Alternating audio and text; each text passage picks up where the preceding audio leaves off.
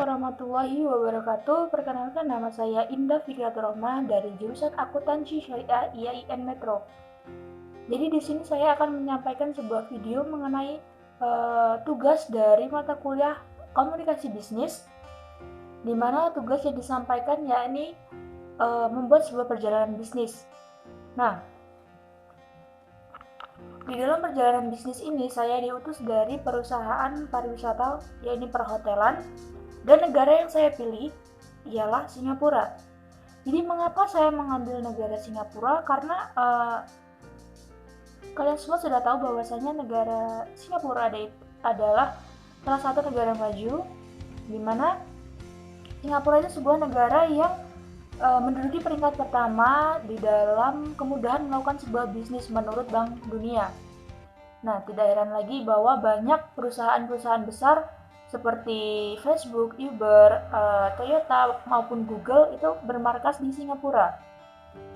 Nah, bahkan setiap tahunnya Singapura itu selalu dibanjiri oleh wisatawan-wisatawan yang dari berbagai macam negara yang ingin menikmati destinasi-destinasi yang berada di Singapura. Nah, dari banyaknya wisatawan yang datang, ini akan berimbas kepada perusahaan di bidang perhotelan, yaitu penginapan di Singapura. Nah, jadi saya diutus dari perusahaan yang ada di Indonesia untuk ke Singapura, di mana untuk menemui klien. Nah, di sini saya akan berdiskusi dengan klien mengenai bisnis perhotelan yang nantinya agar bisa menjadikan pelajaran untuk perusahaan yang ada di Indonesia agar semakin maju. Karena tidak heran lagi, di Indonesia pun banyak sekali wisatawan-wisatawan yang datang untuk menikmati seperti budayanya, sumber daya alamnya, dan tidak kalah dengan Singapura. Karena Indonesia sendiri memiliki kekayaan alam yang sangat-sangat beragam. Sebelum melakukan perjalanan bisnis ini, saya mencari informasi mengenai 2 bulan ke depan keadaan yang berada di Singapura. Yang pertama yakni mengenai hari libur. Jadi saya berencana akan pergi di bulan November dan Desember. Nah, di bulan November dan Desember di hari libur itu ada yang pertama 14 November, yaitu perayaan Diwali atau perayaan yang diikuti oleh agama Hindu. Dan pada tanggal 6 Desember itu ada Singapore Marathon atau acara-acara olahraga yang ada di Singapura, dan ini ditetapkan sebagai hari libur. Nah, selanjutnya ada 24 Desember, yakni malam Natal, dan yang selanjutnya ada 25 Desember yaitu hari Natal, libur hari Natal, yang pasti tidak hanya di Singapura, di Indonesia pun hari Natal diperingati sebagai hari libur. Untuk yang terakhir yakni tanggal 31 Desember, hari libur di mana untuk merayakan malam tahun baru. Nah, itu tadi beberapa hari libur yang ada di Singapura selama bulan November dan Desember. Selanjutnya saya juga mencari informasi mengenai keadaan cuaca untuk 2 bulan ke depan. Dan ternyata pada bulan November dan juga Desember, keadaan cuaca di Singapura itu termasuk ke dalam musim penghujan. Jadi pada bulan November itu menunjukkan bahwa 17 dari 30 hari akan terjadi badai petir.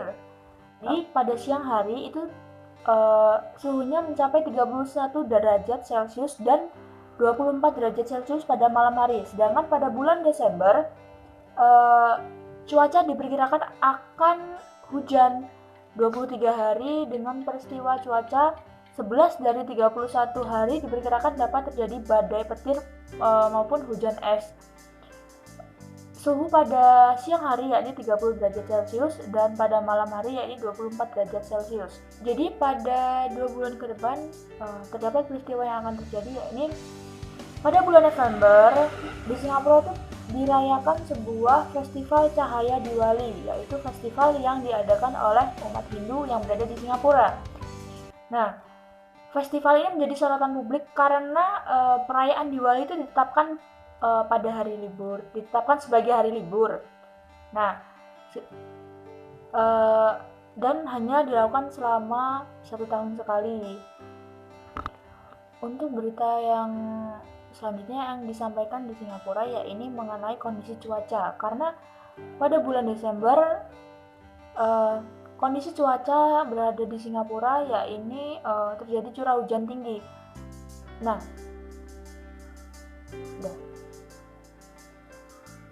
tidak hanya berita mengenai festival Diwali ataupun cuaca yang berada di Singapura, terdapat juga berita mengenai perayaan Natal ataupun perayaan Tahun Baru yang mana menjadi sorotan utama ketika berita utama ketika akhir tahun nanti.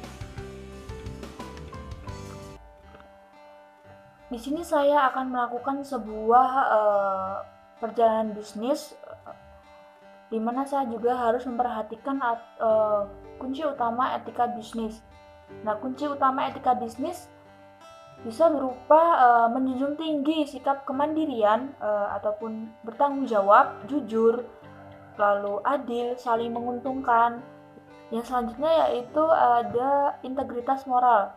Jadi dalam berbisnis itu tidak merugikan orang lain di dalam setiap keputusan yang diambil.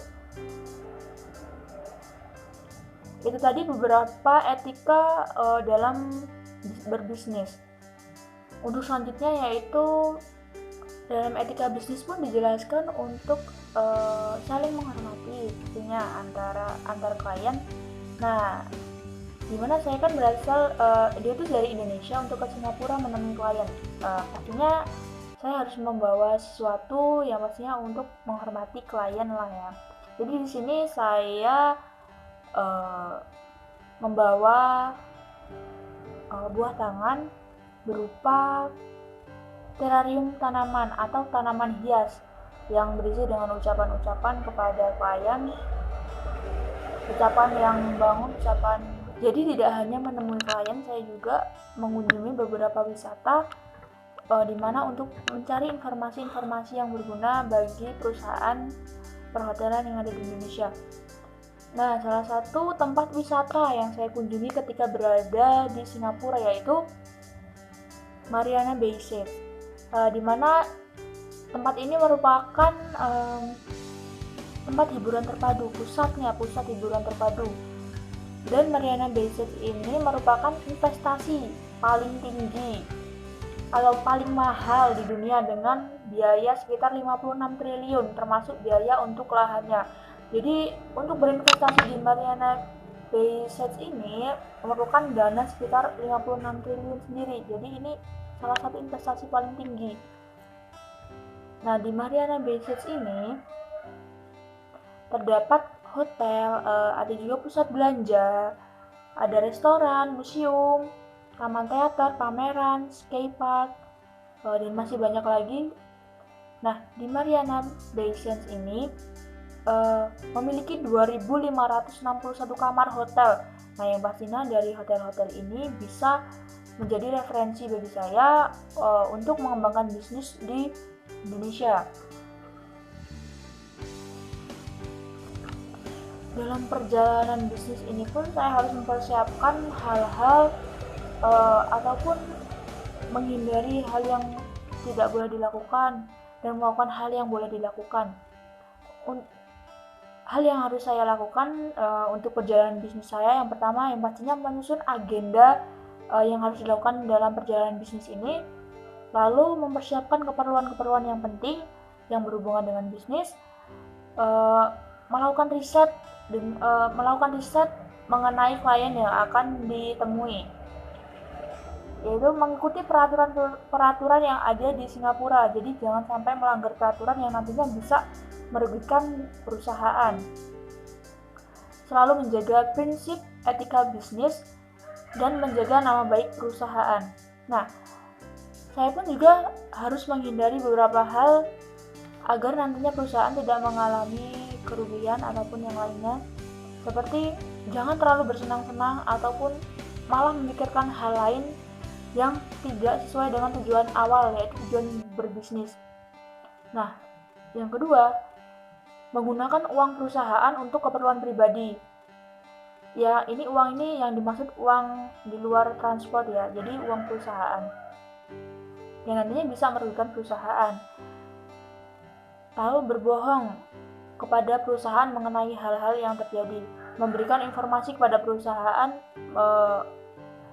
tentang hal yang tidak benar. Ibaratnya menyampaikan informasi yang salah. Seperti itu jangan sampai dilakukan. Oke, kurang lebihnya ini tadi yang bisa saya sampaikan mengenai tugas komunikasi bisnis. Kurang lebihnya saya mohon maaf. Saya akhiri. Wassalamualaikum warahmatullahi wabarakatuh.